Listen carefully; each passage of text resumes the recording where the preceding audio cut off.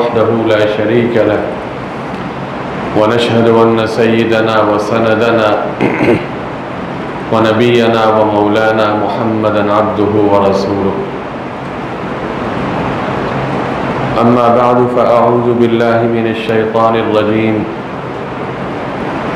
يا أيها الذين آمنوا كتب عليكم الصيام كما كتب على الذين من قبلكم لعلكم تتقون. صدق اللہ العظیم. بزرگان محترم، سامعین مکرم، رمضان المبارک کا مہینہ جاری و ساری ہے. سعادت والے رمضان کی سعادتوں سے، برکتوں سے، انوارات سے بھرپور فائدہ اٹھا رہے ہیں. اللہ رب العالمین کا اس امت پر یہ بہت بڑا احسان ہے کہ اس نے ہمیں رمضان جیسا عظیم مہینہ عطا فرمایا، اور پھر رمضان میں ایک انوکھی عبادت، روزے جیسی عظیم الشان عبادت ہمیں عطا فرمائی. پروردگار عالم نے لا تعداد مخلوقات پیدا فرمائی ہیں. اللہ تعالیٰ کی مخلوقات میں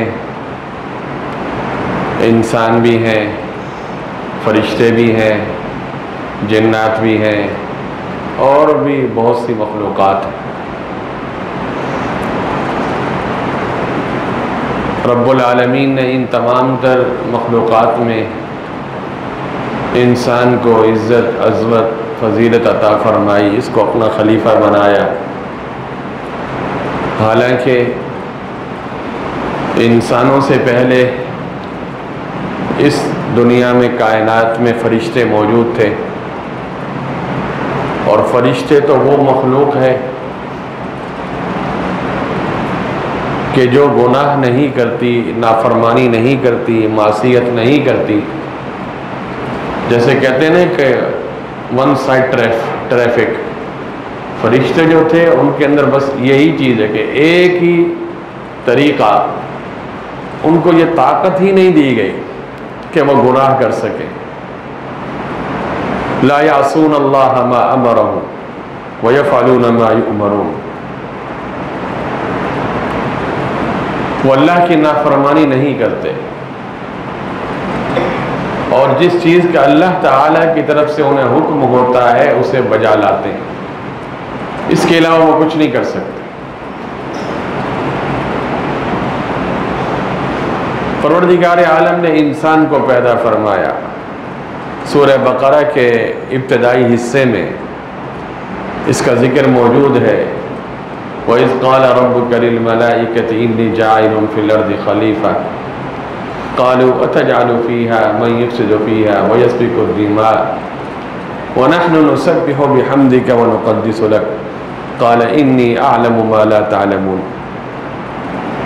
وَعَلَّمَ آدَمَ الْأَسْمَاءَ كُلَّهَا ثُمَّ عَرَضَهُمْ عَلَى الْمَلَائِكَةِ فَقَالَ أَنبِئُونِي بِأَسْمَاءِ هَؤُلَاءِ إِن كُنتُمْ صَادِقِينَ قالوا سبحانك لا علم لنا إلا ما علمتنا إنك أنت العليم الحكيم قال يا آدم أنبئهم بأسمائهم فلما أنبأهم بأسمائهم قال ألم أقل لكم إني أعلم ما لا تعلمون. حضرت آدم علیہ السلام کو پروردگار عالم نے پیدا فرمایا. فرشتوں کے سامنے یہ بات آئی کہ ایسی مخلوق پیدا ہونے والی ہے جس کے اندر یہ دونوں چیزیں ہوں گی. وہ ون سائڈ ٹریفک والا نہیں ہوگا. تو انہوں نے یہ کہا اتجعلو، کیا آپ اس میں ایسے لوگ پیدا کر رہے ہیں کہ جو وہاں فساد پھیلائیں گے، زمین میں خون بہائیں گے.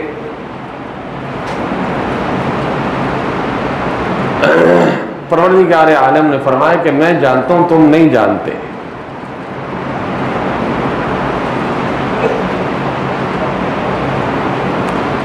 اب فرشتوں کو انسانوں کو اللہ رب العالمین نے انسان کے جو جد امجد ہیں، جو انسان اول جس کو کہا جاتا ہے، حضرت آدم علیہ السلام کو پیدا فرمایا، پھر امتحان لیا گیا۔ حضرت آدم علیہ السلام کو وہ چیزیں سکھا دی گئی جن چیزوں سے انسان کو دنیا کی زندگی کے اندر جی واسطہ رکھنا تھا۔ ظاہر ہے کہ انسان کو بھوک لگے گی، انسان کو پیاس لگے گی، کھانے کی ضرورت ہے، پینے کی ضرورت ہے، تو اور اسی طرح سبزیاں، ترکاریاں، پیالہ، گلاس۔ تو حضرت آدم علیہ السلام تو سمجھ گیا فرشتوں کو ان چیزوں کی کیا ضرورت، کچھ بھی نہیں۔ پھر اللہ تبارک و تعالیٰ نے امتحان لیا، اس امتحان میں حضرت آدم علیہ السلام کامیاب ہو گئے۔ حضرت آدم علیہ السلام نے وہ چیزیں بتلا دی اور پھر یہی کہا کہ انی اعلم من اللہ ما لا تعلم۔ ظاہر ہے کہ یہ علم کس نے سکھایا؟ اللہ نے سکھایا۔ پروردگار عالم نے حضرت آدم علیہ السلام کو یہ علم عطا فرمایا، یہ علم سکھایا۔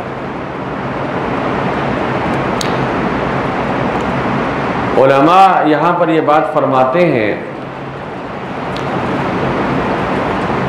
کہ عبادت کے لیے فرشتے موجود تھے اور وہ کرتے ہی عبادت تھے، عبادت کے علاوہ کچھ اور نہیں۔ پھر انسان کو پیدا کیا گیا تو فرمایا کہ دونوں کی عبادت میں بہت فرق ہے، انسان کی عبادت میں اور فرشتوں کی عبادت میں بہت فرق ہے۔ اور وہ فرق یہ ہے کہ فرشتے عبادت کے علاوہ کچھ کر ہی نہیں سکتے، ان میں اختیار نہیں،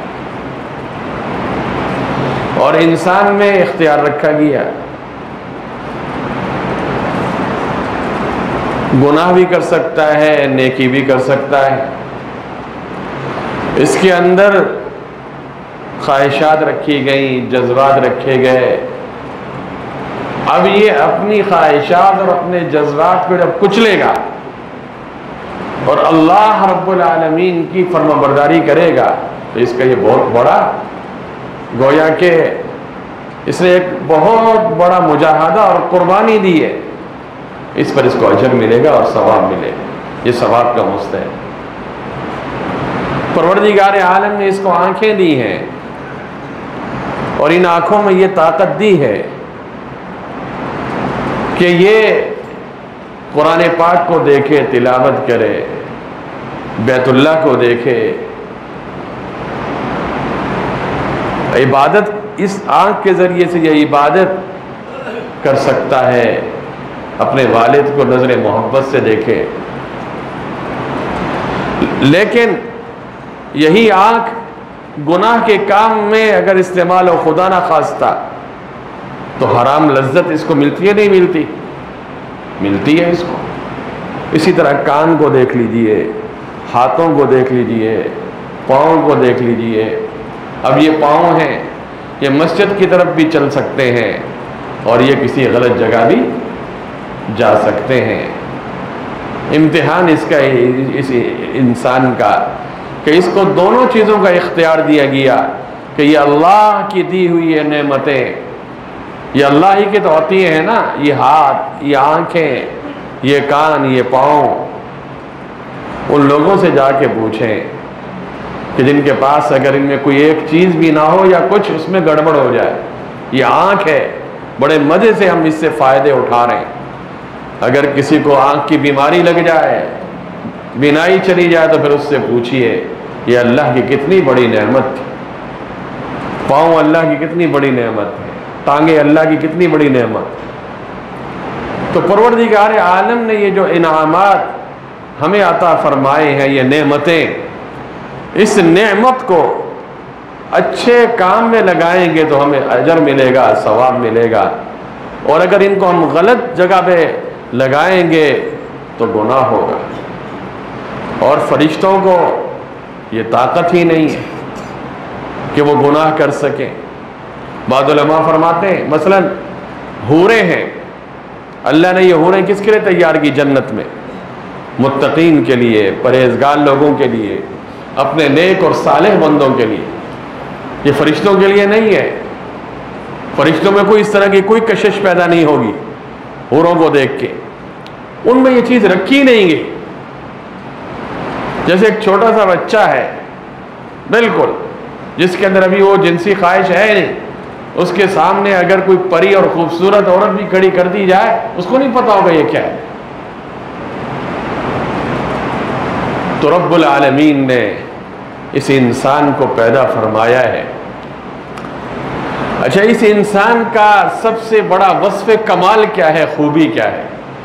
کاش کہ اللہ ہمیں وہ نصیب فرما دے۔ وہ ہے تواضع، عاجزی، بندگی۔ دوسرے الفاظ میں کہیے فنائیت، اپنے آپ کو مٹا دینا، اللہ کے سامنے اپنے آپ کو مٹا دینا۔ یہ کیوں والی بیماری یہ اللہ والوں کی نہیں ہوتی۔ رمضان میں روزے فرض کیے گئے، کیوں 5 نماز فرض، کیوں فلاں چیز، کیوں میری عقل میں نہیں آتا، یہ نہیں، فلاں نہیں۔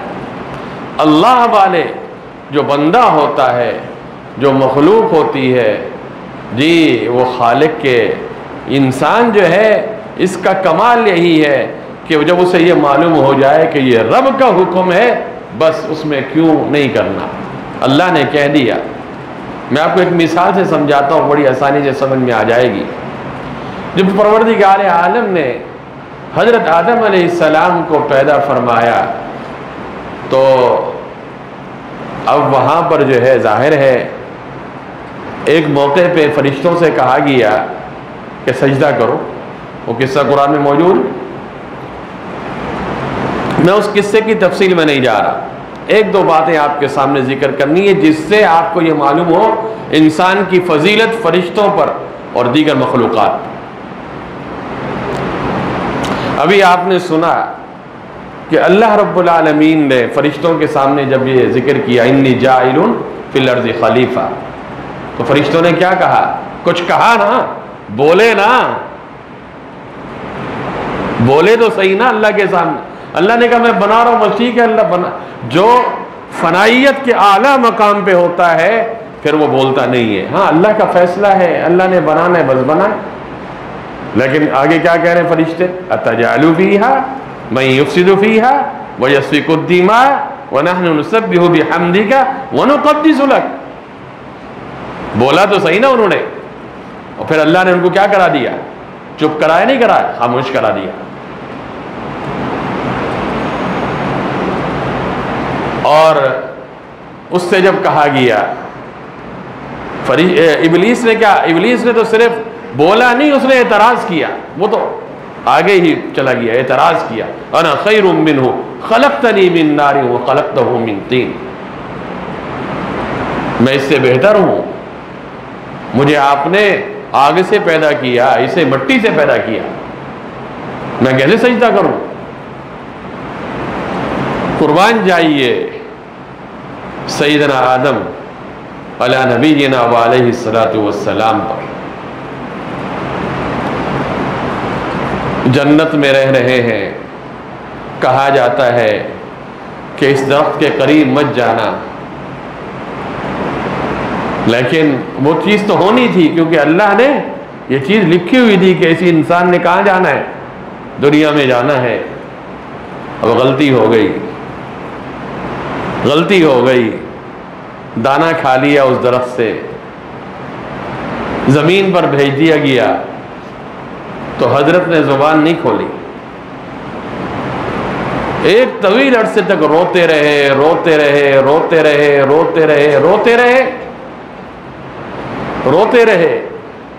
اور پھر ایک وقت آیا فتلقى آدم من ربہ کلمات فتاب علیہ، پروردگار عالم نے جی حضرت آدم کو کچھ کلمات سکھائے توبہ کے، اور وہ کیا تھے؟ ربنا ظلمنا انفسنا وَإِن لَّمْ تَغْفِرْ لَنَا وَتَرْحَمْنَا لَنَكُونَنَّ مِنَ الْخَاسِرِينَ۔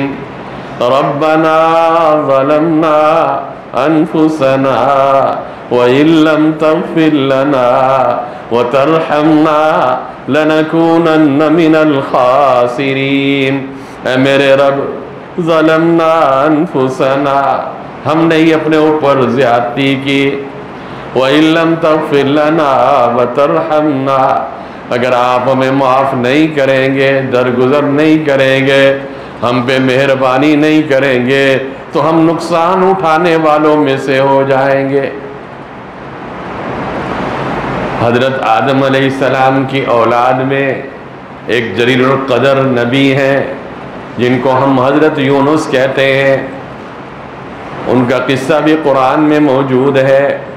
وَذَا النُّونِ إِذْ ذَهَبَ مُغَاضِبًا فَظَنَّ أَن لَّن نَّقْدِرَ عَلَيْهِ فَنَادَىٰ فِي الظُّلُمَاتِ، وہ بھی تاریکیوں میں اللہ کو کیا پکارتے ہیں، لا الہ الا انت سبحانک انی کنت من الظالمین۔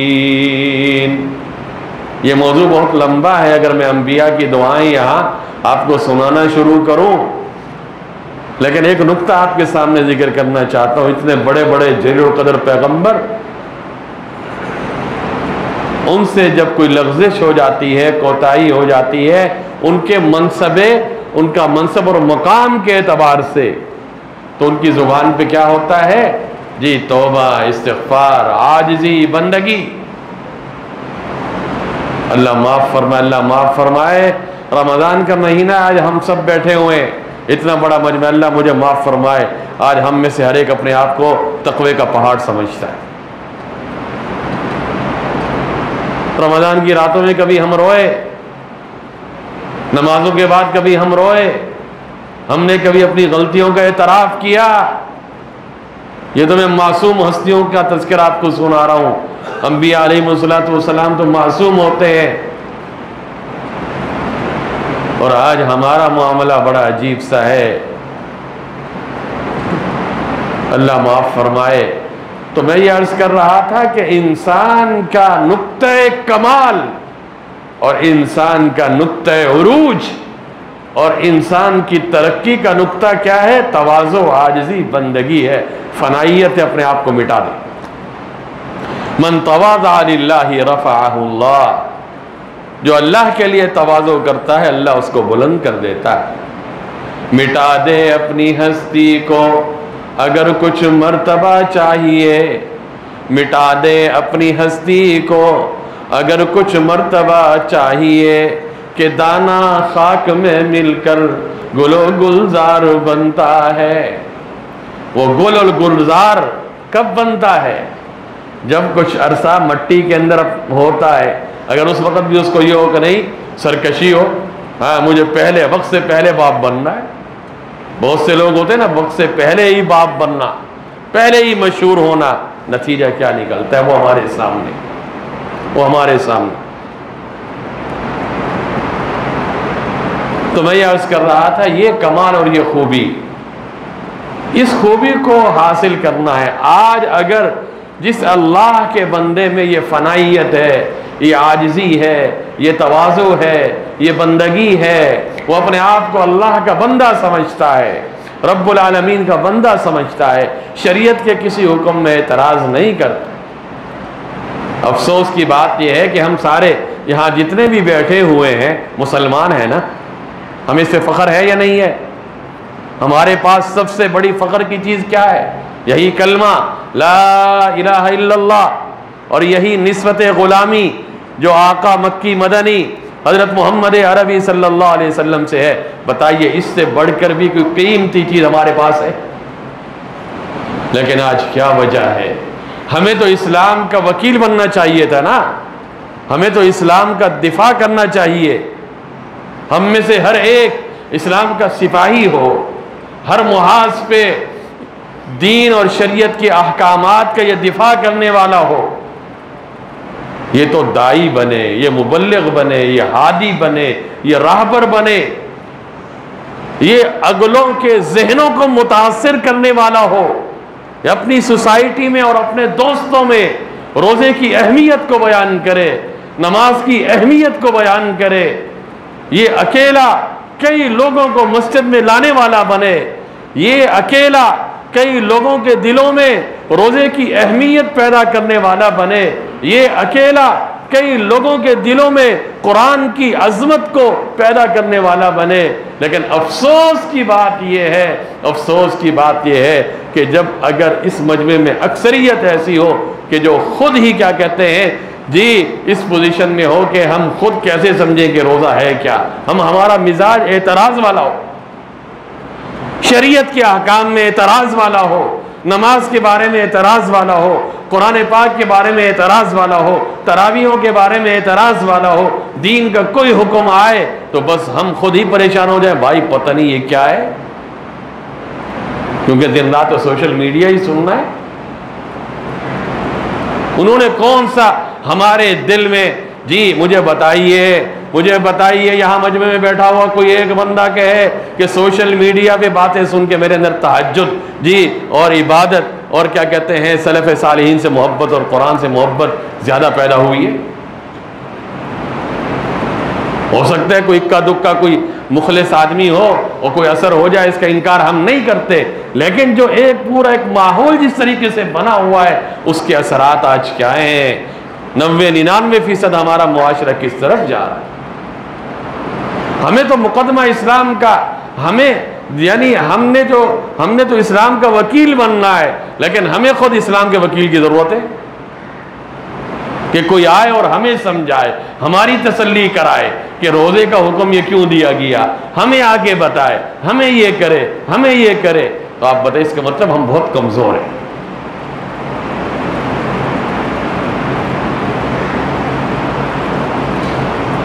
تو میں یہ عرض کر رہا تھا، بات یہ لائن تھوڑی لمبی ہو گئی کہ حضرت آدم علیہ السلام کے اندر کمال اور خوبی کیا ہے؟ تواضع، عاجزی اور بندگی، اور انسان کی جو عبادت ہے، انسان کو جو مکلف بنایا گیا ہے، اس پر اس کو اجر ہے اور ثواب ہے۔ فرشتہ نماز پڑھے، فرشتہ نفل پڑھے جی، فرشتہ گناہ نہیں کرتا، نافرمانی نہیں کرتا اور نہ کر سکتا ہے، تو اب فرشتہ جتنی بھی عبادت کر رہا ہے اس پر اس کو اجر نہیں مل رہا، اس کو ثواب نہیں۔ کیوں؟ اس لیے کہ وہ اس کی کیا کہتے ہیں ڈیوٹی ہے، اس کا کام ہی یہی ہے، اس کے علاوہ وہ کر ہی نہیں سکتا۔ اب یہ اللہ کا بندہ انسان یہ 2 رکعت بھی پڑھے گا، اس کو اجر ملے گا اور ثواب ملے گا۔ رمضان المبارک کا مہینہ ہے، اور یہ مہینہ یہ بہت ہی سعادت والا مہینہ ہے، یہ معمولی مہینہ نہیں ہے۔ کسی اللہ والے نے ایک جملہ کہا ہے کہ یہ نیکیوں کا سیزن اور نیکیوں کا جو موسم بہار ہے، اس میں لوہا بھی سونے کے بھاؤ فروخت ہو رہا ہے۔ یہ بھی سمجھانے کے لیے، ورنہ سونا یہ جو نیکیوں میں ہمیں جو کچھ مل رہا ہے، سونا کیا چیز ہے؟ جنت کا ایک کمرہ وہ اگر مل جائے تو دنیا کے سارے سونے کے ذخائر جنت کی ایک اینٹ کا مقابلہ بھی نہیں کر سکتے، ایک اینٹ کے ایک ذرے کا بھی نہیں کر سکتے۔ عبدالآباد کی نعمتیں، ہمیشہ کی بہاریں اور جنت کی یہ نعمتیں، کہتے ہیں نا کہ اب کیا پچھتائے ہو جب چڑیا چگ گئی کھیت، رمضان کے دن ہیں ان کی قدر کر لو، کچھ پتہ نہیں کہ پھر یہ بہاریں زندگی میں نصیب ہوں گی یا نصیب نہیں ہوں گی، کچھ پتہ نہیں اگلا رمضان ہمیں ملے گا یا نہیں ملے گا۔ کیا آپ کے علم میں نہیں ہے؟ بالکل ہے، آپ کے مشاہدے میں ہے کہ پچھلے رمضان میں کچھ ایسے لوگ بھی تھے یہاں مسجد میں نظر آتے تھے، آج نہیں ہے۔ ہمارے ساتھ اٹھنے بیٹھنے والے، ملنے جلنے والے، پچھلے رمضان میں بھی ایسے لوگ تھے کہ اب وہ یہاں نہیں ہیں، وہ قبر کی آغوش میں چلے گئے۔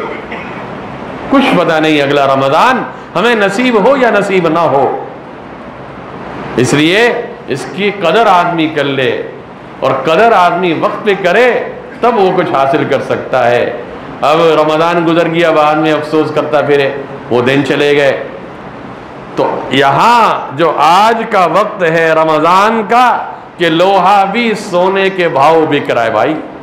مارکیٹ میں جاؤ ایک عام سا لوہا اٹھا کے لے جاؤ, سونے سے زیادہ قیمت مل رہی ہے. رمضان کے بعد تو ایسا نہیں ہوگا, پھر پتہ نہیں وہ لوہا کوئی لے گا نہیں لے گا, لوہا بھی کوئی لینے والا نہیں ہوگا. اور روزے میں جو اصل مقصد ہے, جو قرآن پاک کی آیت ہم نے پڑھی, لعلکم تتقون, تاکہ تم پرہیزگار بن جاؤ, تاکہ تم متقی بن جاؤ. لعلکم تتقون, تقوی کہتے کسے بھائی؟ تقوی کا مطلب صرف یہ نہیں کہ روزے کے اندر آپ نے کھانا پینا جی اور کیا کہتے ہیں جو شادی شدہ ہیں وہ بیوی سے دور رہنا, یہ آپ نے کر لیا, سمجھ گیا کہ بس روزہ کا مقصد حاصل ہو گیا اور تقوی جو ہے نا وہ مجھے نصیب ہو گیا. صرف یہ تقوی نہیں. تقوی کسے کہتے ہیں؟ حضرت عمر ابن عبدالعزیز الخلیفۃ الراشد رحمہ اللہ فرمایا کرتے تھے تقوی کے بارے میں, ترک ما حرم اللہ و اداء ما افترض اللہ. جو چیزیں اللہ نے حرام قرار دی ہیں, جو چیزیں اللہ نے حرام قرار دی ہیں ان کو چھوڑ دینا, اور جو چیزیں اللہ نے فرض قرار دی ہیں ان کو ادا کرنا, یہ سب تقوی میں شامل.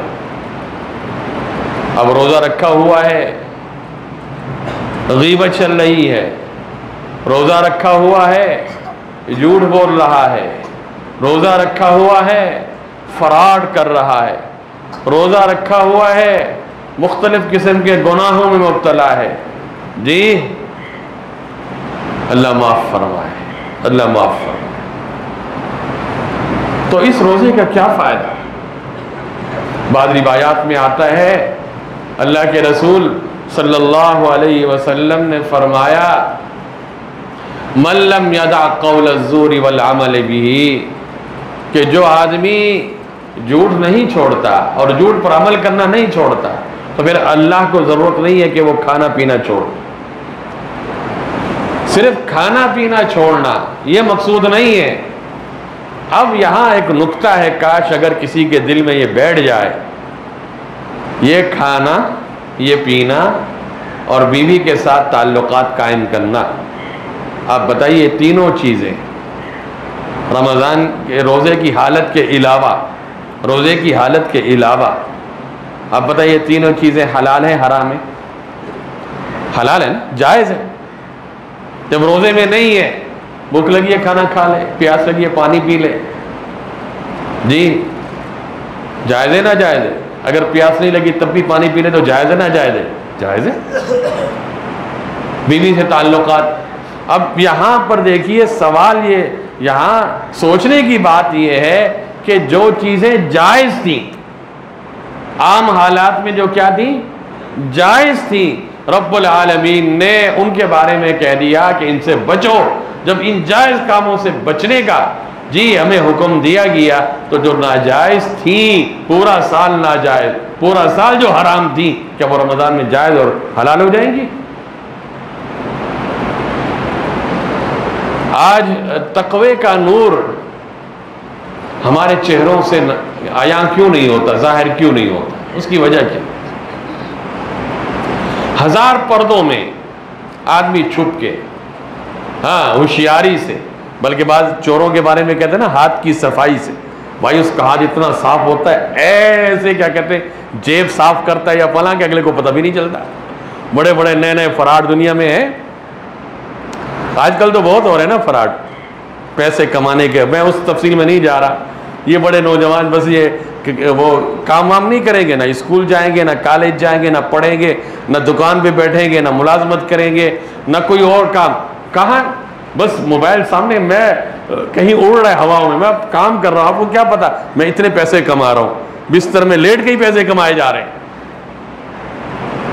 پھر پتہ چلتا ہے بعد میں ان کو. خیر بہرحال میں اس میں نہیں جا رہا. تو جو میں بات آپ کے سامنے عرض کر رہا تھا, دیکھیے کہ یہ جو چیزیں جب اللہ رب العالمین نے جو چیزیں جی پورے سال کیا کی ہیں, جی حرام قرار دیے تو اب حلال کیسے ہو جائیں گی؟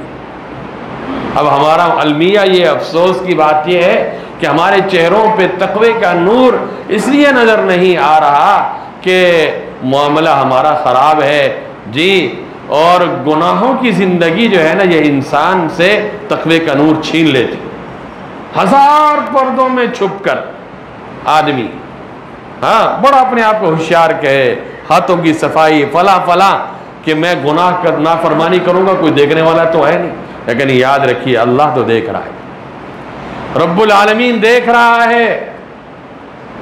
اور بسا اوقات ایسا ہوتا ہے،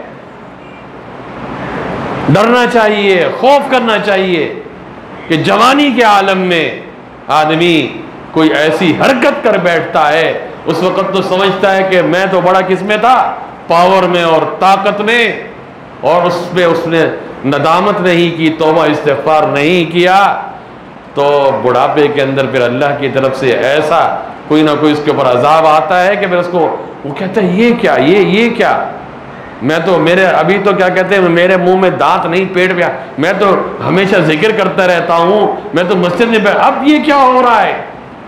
اس اللہ کے بندے کو سوچنا چاہیے کہ زندگی کے کن کن لمحات میں میں نے کیا کچھ کیا، کتنوں کے حقوق پامال کیے، کتنوں کے دلوں کو دکھایا جی، کتنے حقوق العباد میری گردن پر ہیں، کتنے کے دل میں نے توڑے۔ ڈرنا چاہیے، ڈرنا چاہیے۔ تو تقوی انسان اختیار کرے۔ روزے کا اصل مقصد ہمیں بھوکا پیاسا مارنا نہیں ہے، اللہ صرف ہمیں بھوکا اور پیاسا رکھنا نہیں چاہتے، بلکہ اللہ رب العالمین ہمیں اپنا متقی بندہ دیکھنا چاہتے ہیں کہ یہ متقی بن جائے، یہ تقوی والا ہو، پرہیزگار ہو۔ اور پرہیزگار اور متقی کسے کہتے ہیں؟ کہ جو تمام گناہوں سے اپنے آپ کو بچائے اور تمام فرائض کی پابندی کرے، جو احکامات اللہ نے جن کے کرنے کا حکم دیا وہ کرے، اور جن سے بچنے کا کہا ان سے بچے، یہ ہے متقی۔ اور تقوی کوئی معمولی چیز ہے؟ فرمایا اتق المحارم تکن عبد الناس، گناہوں سے اپنے آپ کو بچاؤ، محارم سے اپنے آپ کو بچاؤ، گناہوں سے اپنے آپ کو بچاؤ، تکن عبد الناس، لوگوں میں سب سے بڑے عابد بن جاؤ گے۔ رمضان کی راتوں میں زیادہ نوافل اگر ایک آدمی نہیں پڑھتا یہ الگ ایک بات ہے، لیکن اگر ایک آدمی تقوی والی زندگی بسر کرتا ہے، گناہ نہیں کرتا، یہ اللہ کا ولی ہے، یہ اللہ کا ولی ہے۔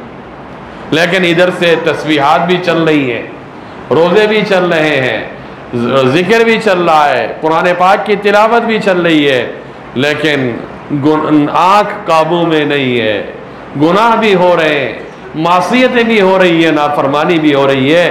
یاد رکھیے یہ آدمی متقی نہیں ہے، کہیں ایسا نہ ہو پروردگار عالم کی طرف سے یہ پکڑ میں آ جائے۔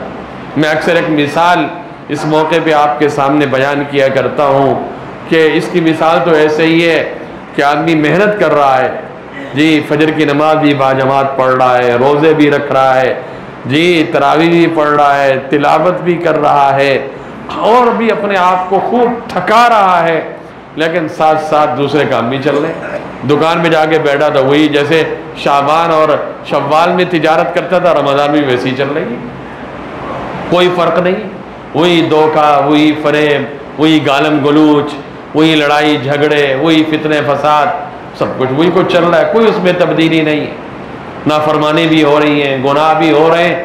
تو اس کا نتیجہ یہی ہوگا کہ جیسے آپ نے ایک لوٹا رکھا ہے نل کے سامنے جی، اور اس لوٹے کے نیچے سوراخ ہے، اب آپ اوپر سے نل کھول دیں تو آپ بتائیے کہ کتنی ٹینکیوں سے وہ لوٹا بھرے گا؟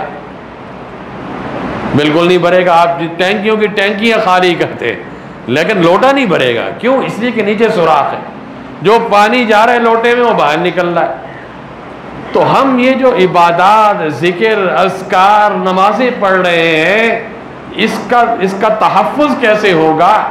تب ہوگا کہ جب یہ گناہوں کے سوراخوں کو بند کیا جائے، نافرمانی کے سوراخوں کو بند کیا جائے۔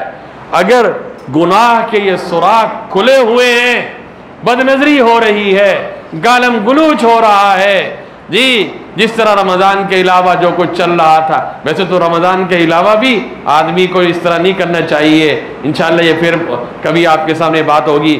روزے کے انوارات اگر حاصل کرنے ہیں، رمضان کی برکات اگر حاصل کرنی ہے تو گناہوں سے اپنے آپ کو بچانا پڑے گا۔